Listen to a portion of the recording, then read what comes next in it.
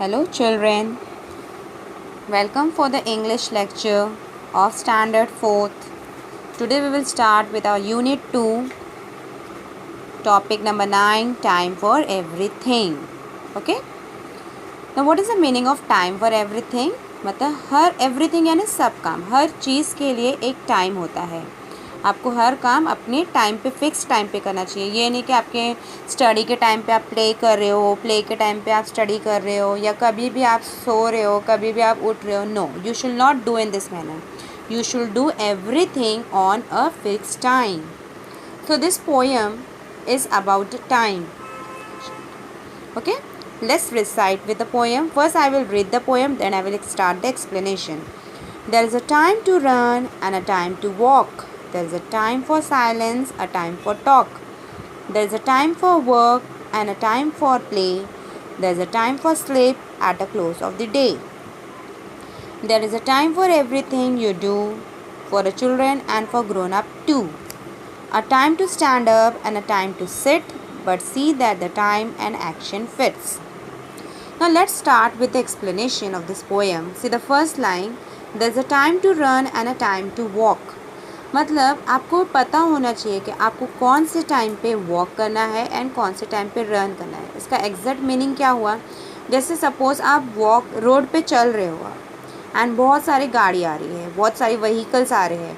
अगर वो टाइम पे आप रन करोगे तो क्या होगा, आपको हर्ट हो जाएगा, आपको चोट लग जाएगी.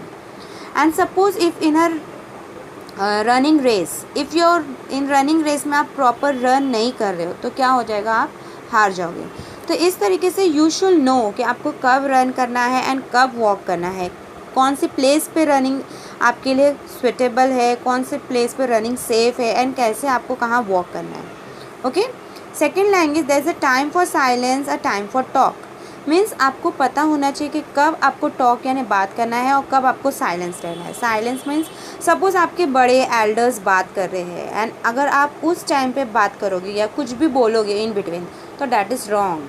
when your elders are talking, when your teacher is teaching you, at that times आपको silence रहना है. you should listen what they are telling you. and time for talks means अगर आप अपने friends के साथ हो, enjoy कर रहे हो, play कर रहे हो तो at that time you can talk. so आपको एक टाइम पता रहना चाहिए कि कब आपको silence रहना है और कब आपको बात करना है. there is a time for walk and a time for play. देखो, जैसे आपकी मम्मी ने आपके लिए रेगुलर एक प्ले के लिए टाइम स्पेसिफिक फिक्स किया रहता है कि yes in the evening you can go and play. And आपको वर्क, आपका वर्क क्या है, आपको स्टडी करना है, आपको होमवर्क करना है या आपके पेरेंट्स को थोड़ा हेल्प करना है, ये आपका वर्क है. चिल्ड्रन का वर्क इतना ही होता है. लेकिन अगर आप अपने स्टडी के टाइम पे प्ले कर रहे हो तो दैट इज़ रॉन्ग. और प्ले के टाइम पे तो कोई स्टडी करता ही नहीं है. तो यानी स्टूडेंट्स को यानी चिल्ड्रन को ये पता होना चाहिए कि जो टाइम उनके वर्क के लिए फ़िक्स किया गया है वो टाइम पे उनको वर्क करना है और जो टाइम उनकी मामा उनके पेरेंट्स उनको प्ले के लिए देते हैं वही टाइम पे उनको प्ले करना चाहिए. Okay. Next, there is a time for sleep at the close of day.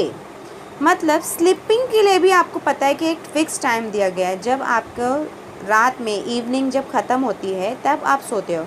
लेकिन अगर आप पूरी रात जाग रहे हो, अननेसेसरी टीवी वॉच कर रहे हो या गेम प्ले कर रहे हो या मोबाइल यूज़ कर रहे हो तो that is wrong.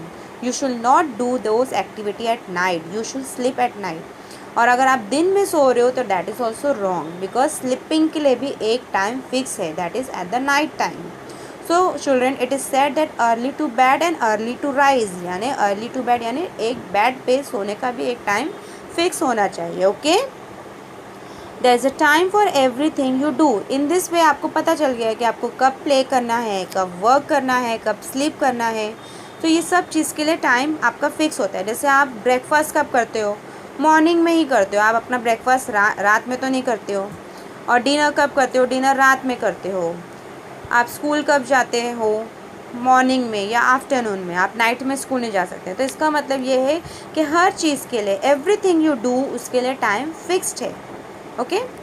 For a children and grown up to. ये टाइम का जो शेड्यूल फिक्स है वो सिर्फ स्टूडेंट्स के लिए नहीं है, सिर्फ चिल्ड्रंस के लिए नहीं, ये बड़ों के लिए भी है। आपकी मम्मा भी आपके लिए मॉर्निंग में जल्दी उठते हैं, ब्रेकफास्ट बनाते हैं, घर के काम करते हैं। अगर उनको जॉब पे जाना रहता है तो वो जॉब पे भी जाते हैं। आपका जो भी होमवर्क है, आपको स्टडी में हेल्प करना, सब चीज़ वो अपने बिजी शेड्यूल्स में से एडजस्ट करके आपके लिए करते हैं। आपके फादर को भी आप पता रहता है कि उनको मॉर्निंग में उठना है, उसके बाद ब्रेकफास्ट करना है, उसके बाद ऑफिस जाना है। यानी टाइम का जो फिक्स है कि कौन सा टाइम किसको क्या करना है, ये सबके लिए फिक्स्ड है, चाहे वो चिल्ड्रन हो चाहे ग्रोन अप्स यानी बड़े लोग हो। A time to stand up and a time to sit, यानी आपको पता होना चाहिए कि आपको कौन से टाइम पे स्टैंड होना है, यानी कौन से टाइम पे आपको कैसे करना है काम, एंड कौन से टाइम पे आपको रेस्ट करना है। But see that the time and action fits, लेकिन आपको पर ये चीज़ एग्जैक्टली पता होना चाहिए कि कौन से टाइम पे आपको कौन सा काम करना है। जैसे अगर आपको बोला गया है कि you have to wake up early, means आपको सुबह में ही उठना है, ये नहीं कि आप पूरा दिन सो रहे हो, तो ये एक्शन फिट नहीं हो रहा। अगर आप दिन में सो रहे हो रात में जा रहे हो तो दिस इज़ रॉन्ग। अगर आपको स्टडी के टाइम पे आप प्ले कर रहे हो तो दिस इज़ ऑल्सो रॉन्ग। अगर आप रोड पे रन कर रहे हो तो दिस इज़ ऑल्सो रॉन्ग। सो ये सब एक्शंस कैसे होना चाहिए कि एक्शन यानी आपके काम और आपका टाइमिंग आपके मैच होना चाहिए। जैसे मॉर्निंग में ही सबको ब्रेकफास्ट करना है तो येस मॉर्निंग में ही सब ब्रेकफास्ट करेंगे। स्टडी अगर आपको आफ्टरनून में करना है तो आप स्टडी भी आफ्टरनून में करेंगे। तो in this way you should know कि आपका वर्क और एक्शन प्रॉपर टाइम पे चले। I hope my students have understood this poem time for everything. Thank you.